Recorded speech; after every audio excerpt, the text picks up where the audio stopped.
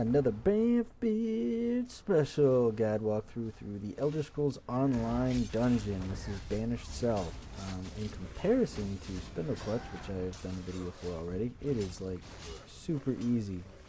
I have a really good pub group that I found here on my first try, but even if I had a really bad group, I think we'd be able to blow through this thing pretty quickly, because it is like super freaking easy. Hopefully they up the difficulty on it a little later. But besides that, you go from boss to boss to boss fighting random skeletons. There's no healing involved, and they've got some mage skeletons, but they don't really do much of anything. So other than that, it's really easy.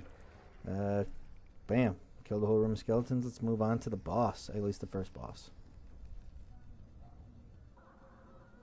Now, in the first boss, it's basically a rape fest for the bad guy, as long as you kill these two skeletons that are kind of lurking around him.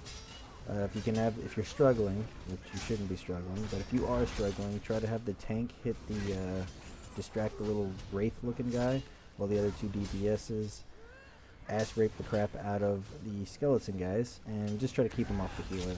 If you do that, you should be fine. So after you complete killing the two skeletons, then just focus all your attention onto the wraith-looking guy until you wear him down, and he is destroyed.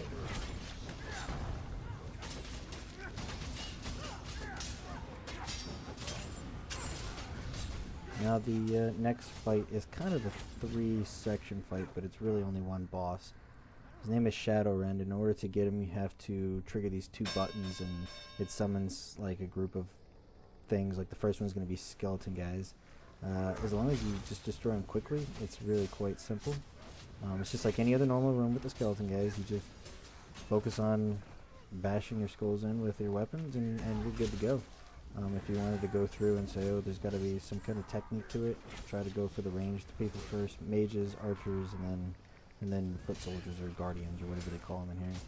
If you do that, you're fine until the next round.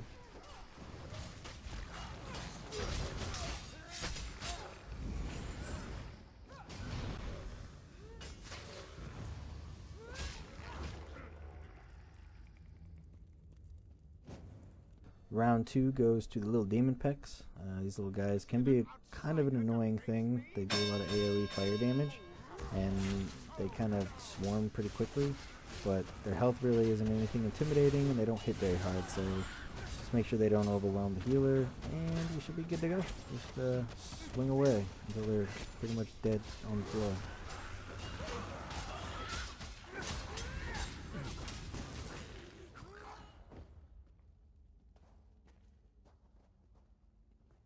And the final round is Shadowrend. He is probably the biggest pain in the butt in the entire part of this last boss. And obviously he's the main boss, so he should be kind of a pain in the butt. The only thing really that you have to worry about is that little circle that he just did. He swings his tail. It's kind of a knockback, I guess, and it does a little bit of damage, but other than that, it's really nothing to worry about. Just roll out of it once you see it, or it's even small enough that you can back out of it. You don't even need to roll. Now he will pop out this little shadow guy.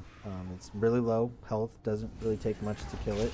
Just make sure it doesn't break down the healer too much, which there's really no excuse to. I mean, this is a very simple fight, especially for a dungeon.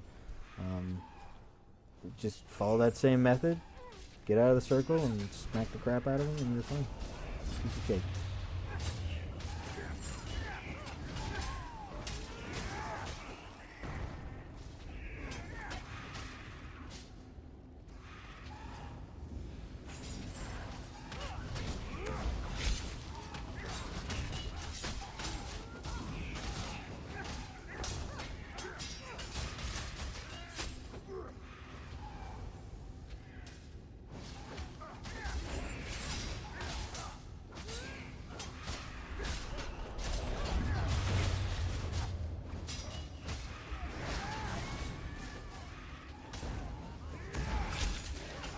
The next boss battle is Ngata, I guess. I don't know how to say her name, but really easy. The mob that's surrounding her, just eliminate them first, and you should be good to go.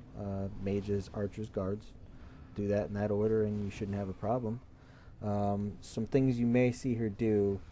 She can cast a fireball, and it usually goes toward the tank. I think even the healer as well. But you'll see her like that. She bends down real quick, and then she'll surround herself with a flame and bend down, and then it'll go and it'll hit either the tank or the healer, but I believe it's just the tank. Regardless, watch out for that. She will occasionally drop some fireballs, you know, as you can see in the back left corner there. All you have to do is just not stand in it, and it should be simple enough. And she will occasionally summon those little dinosaur things. I don't know what they're called, but she'll summon those, and just watch out for them. The next boss is the Skeletal Destroyer. He's pretty simple. The only person who could maybe struggle on it is the tank. He'll just kill the little guys that are already in the room, and then you can refocus on the boss. He'll throw out these little circles with fire. Obviously, don't step in them. He will have some skeletons that will blow up eventually. And then that right there that he just did, that move is, it's like a stomping move, and it does a pretty good amount of damage. Just roll out of it, and the tank can actually draw him out of that circle, because he does it for a while, and it'll just kind of sit there and dwell, so you can't really attack him. The tank can, as you can see, just did that. The tank can actually get him to move away from that circle, and then you can continue attacking him.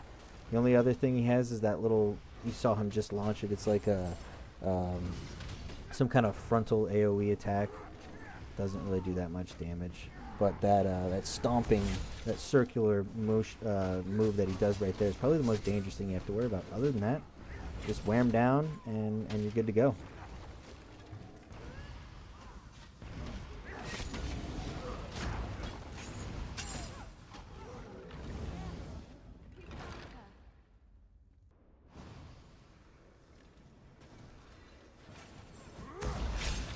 The last boss for this dungeon is High Kin Lord Rylis. Bruce Rylis. However you want to pronounce that. Pronounce it the way you want. Before you fight him, though, you gotta clear out this room. Some skeleton guys, so just stay alive, fight them. Watch me chase the skeleton, beating the shit out of our healer, and then finish him off that way. Little bit of strategy on this boss, though. He is almost a Dosha clone, which I'm sure I'm pronouncing it wrong, but if you played that quest where you had to fight Dosha, the chick that has the orbs, it's pretty much the same concept. She's going to shoot these little bubbles out, and well, he is going to shoot these little bubbles out, and then they're going to go directly to him and heal him. So what you want to do is have the tank try to bring him further out into the room, because he launches those bubbles from the altar he's standing at now.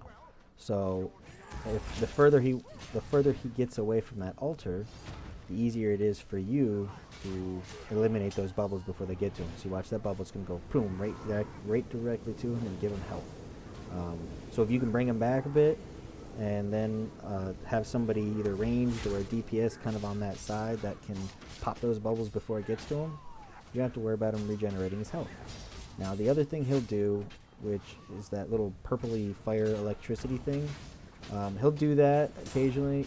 He'll do that first. You see where he like holds his sword up and that heavenly light, I guess you could say, whatever you want to call it, shines down on him. As soon as you see him do that, readjust, back away, have the tank try to bring him out somewhere, because he's just going to launch those circles around his general area. So if you can stay away from the circles, you'll be good to go. And while ending this video, I would like to say thanks to the pub group I was with. They were amazing. They were quick. We ran through this thing without any problems or hiccups. In fact, nobody even died. Even though this is somewhat of an easy dungeon, but nobody died, which is always a great thing to go through a dungeon with. No casualties. But if you see them out in the world, note they are experienced and very good players. Thank you for watching. I hope that you liked the video, and if you did, please like and sub. I always put out new videos, usually 2 or 3 a week, if I'm not like super busy. But please like, please sub, because it only takes 2 seconds to hit that little thumb button, and it only helps me out. So thanks a lot.